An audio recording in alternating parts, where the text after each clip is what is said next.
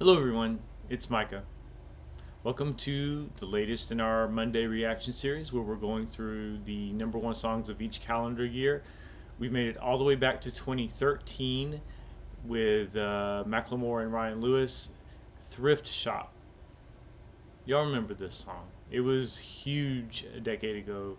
Macklemore was, well, in my mind, considered the second coming of Eminem. He was going to be the next big thing. And although they were far from a one-hit wonder, Macklemore and Ryan Lewis definitely settled back into regular stardom after this hit, and well, after this and one more hit, and then very much faded away after this. But what a phenomenon this song was. This is one of those records where from the moment I heard it the first time I was like, wow, I love this song. So I'm excited to revisit it and hear it again. I'm a sucker for any song with a hip hop beat with any sort of a catchy earworm horn loop.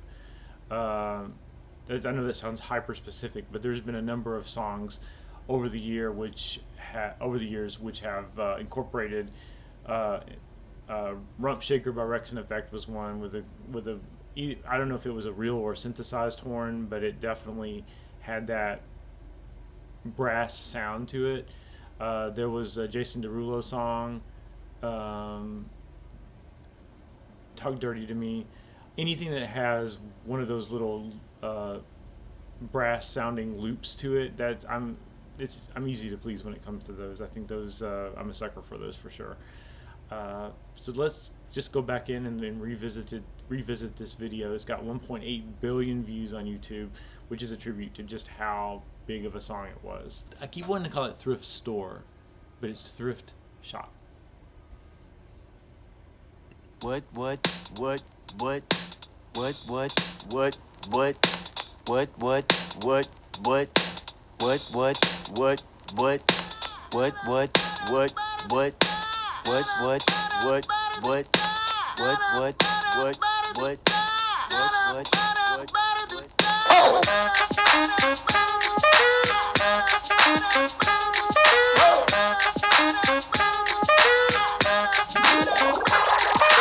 I'm gonna pop some tags. Only got $20 in my pocket.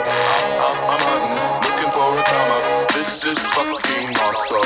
Now, walking to the club like, what up? I got a big pack. I'm just pumped. I bought some shit from a thrift shop. Ice on the fringe is so damn frosty. The people like, damn, that's a cold ass honky. Rolling in hella deep, headed to the mezzanine. Dressed in all pink, set my gator shoes. Those are green draped in a leopard mink. Girl standing next to me. Probably should have washed this. Smells like R. Kelly sheets. But shit, it was 99 cents. I get copping it, washing it. About to go and get some compliments. Passing up on those moccasins. Someone else has been walking in by me and grungy fucking man. I am stunting and flossing and saving my money. And I'm hella happy that's a bargain, bitch. I'ma take your grandpa style. I'ma take your grandpa style. No, for real. Ask your grandpa, can I have his hand-me-down? Thank you. Velour jumpsuit and some house slippers. Dookie brown leather jacket that I found. Dig it. They had a broken keyboard. I bought a broken keyboard. I bought a ski blanket. Then I bought a kneeboard. Hello, my ace man, my mellow. John Wayne ain't got nothing on my fringe game, hell no. I can take some pro wings, make them cool, sell those. The sneakerheads will be like, he got the Velcro. I'm gonna pop some tags. Only got $20 in my pocket. I'm hunting, looking for a come up. This is fucking awesome. I'm gonna pop some tags. Only got $20 in my pocket. I'm hunting, looking for a come up. This is fucking awesome. What you know about rocking the wolf on your... How can you not like this song? This is the epitome of an amiable rap song. It's fully self-aware, fully tongue-in-cheek. At the risk of restating myself, it doesn't take itself seriously. It's a song about not taking yourself seriously, and it's self-consciously contrarian viewpoint to the materialistic excess of a lot of other hip-hop videos. It's basically glamorizing going thrifting, and for for thousands and thousands of people across the country who really get excited about finding good deals in Goodwill and hand-me-down shops, then this really resonates. So while it is meant to be a little absurd because of the presentation of this in the context of a hip-hop song where people are usually bragging about things that cost a lot of money as opposed to things that don't cost a lot of money, it also rings very true. So it registers on two levels. It's parody of or commentary on the excess of hip-hop, and it's also a legitimate look how great this is. This is a legitimately enthusiastic record about finding a good deal. And like every aspect of the video is just perfectly executed. They stage everything in a completely unironic way. There's not a lot of overt tipping of their hand that they're skewering hip hop or anything like that. I mean, it's obvious that's what they're doing, but they're doing it completely straight faced. And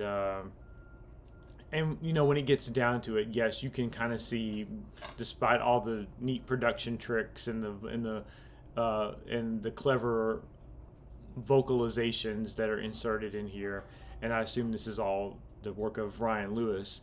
Macklemore himself, as a lyricist, is not top tier necessarily. What's going on around him elevates what he's doing, and his style of rapping is perfect for this degree of heavy production, and so it's not in any way like a technical, mind-blowing rap performance, but he sits in the pocket and lets all the bells and whistles go off around him. He displays an appropriately low-key, wry sense of humor, and so he plays his role in this song perfectly well. I'll be honest, I always more so listened to the overall theme of the song when it first came out. Probably I was listening to the radio edit as well, more so than the uncensored version, and I totally did not ever know about that R. Kelly reference at the beginning of the song, so I was a little taken aback, and I'm pretty sure that if that song came out now, that wouldn't necessarily go over as well, not because we shouldn't make fun of R. Kelly, but because we shouldn't like trivialize, you know, these instances that were documented in court. So I think that and I'm a little surprised that there hasn't been a little bit of revisiting of and cleaning up of that. Like, I would half expect them to have edited out that part of the video at this point. But that was a bit of a surprise lyrically, because that's one part of the song that I never listened closely enough to get to before. Let's go back in. Noggin, what she knowin' about wearing a fur fox skin? I'm digging, I'm searching right through that luggage. One man's trash, that's another man's come up. Thank your granddad for donating that plaid button up shirt, cause right now I'm up in her skirt. I'm at the Goodwill, you can find me in the I'm not stuck on searching in the section. Your grandma, your auntie, your mama, your mammy, I'll take those flannel zebra jammies secondhand and rock that motherfucker. The built-in onesie with the socks on that motherfucker. I hit the party and they stop in that motherfucker. They be like, oh, that Gucci, that's hella tight. I'm like, yo, that's $50 for a t-shirt. Limited edition, let's do some simple edition. $50 for a t-shirt, that's just some ignorant bitch. Shit. I call that getting swindled and pimped. I call that getting tricked by business. That shirt's hella dope. And having the same one as 6 other people in this club is a hella don't. Peak gang, come take a look through my telescope. Tryna get girls from a brand, man, you hella won't. Man, you hella won't.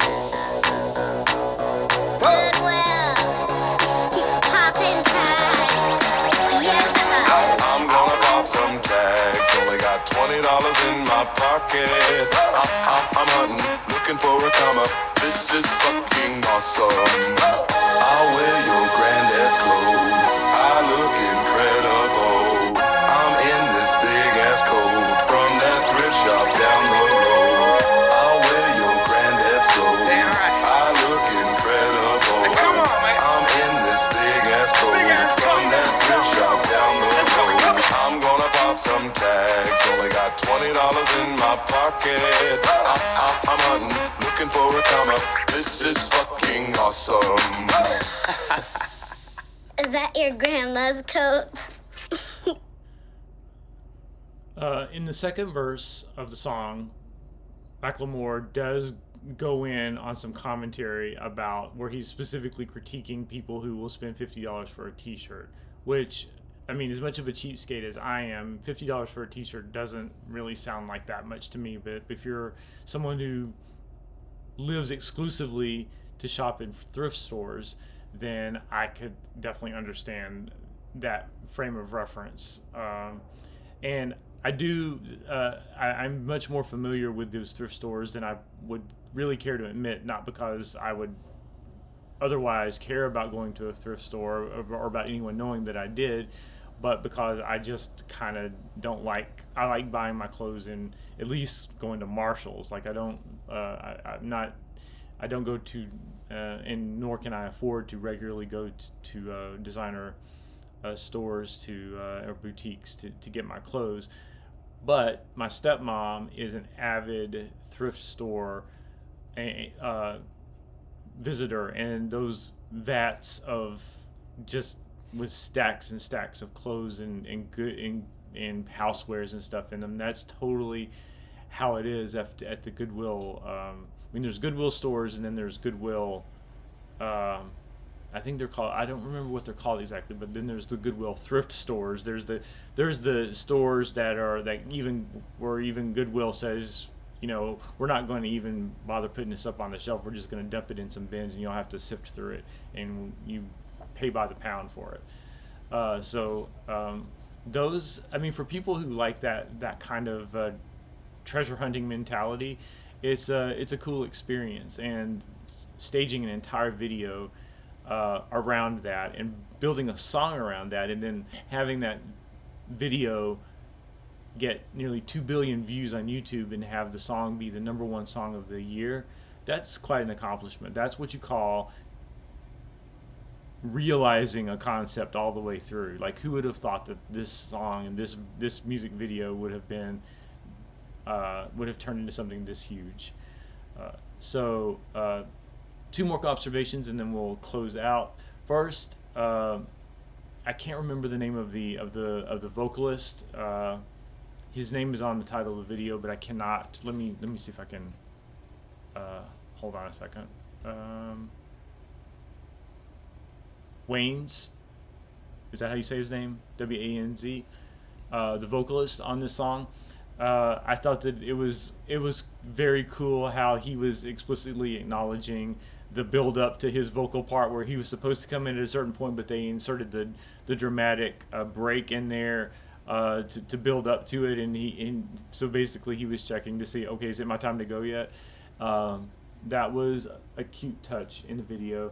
And the second thing is that this song has a lot of bells and whistles in it, and it's insanely catchy. They probably could have gone on and done 2 or 3 more rounds of the chorus, and it would have worked out fine. But the fact that they, at least on this single edit of the song, I'm not sure if the album version goes on for longer, but at least on this single edit of the song, they basically give you 1, 2, 3 rounds of it, and then they're done. So it leaves you wanting more. And I think that may have contributed to its success at the time. But yeah, this is just a brilliantly produced record, very funny. It's laser focused on what it's trying to accomplish, both from a visual standpoint and a musical standpoint. It's just one of those moments in pop music where everything converged at exactly the right time to make this a really huge hit. And this is one where I can really give my seal of approval of saying I understand why this was the biggest hit of an entire year, even though in some ways it was pretty unlikely. So, great record. Next week we're going to go to 2012, and if Amir will remove himself from my notes, I can see who it is we'll be looking at. The #1 song of 2012 next week that we'll be looking at is Gaye. Gaye, is that how you say his name? Somebody that I used to know. He's somebody that we used to know, but then this was basically his only hit. So we'll revisit that song next week. Until then, please be sure and like this video if you like it. Please be sure to subscribe to the channel if you feel so inclined. And please help me to make music better.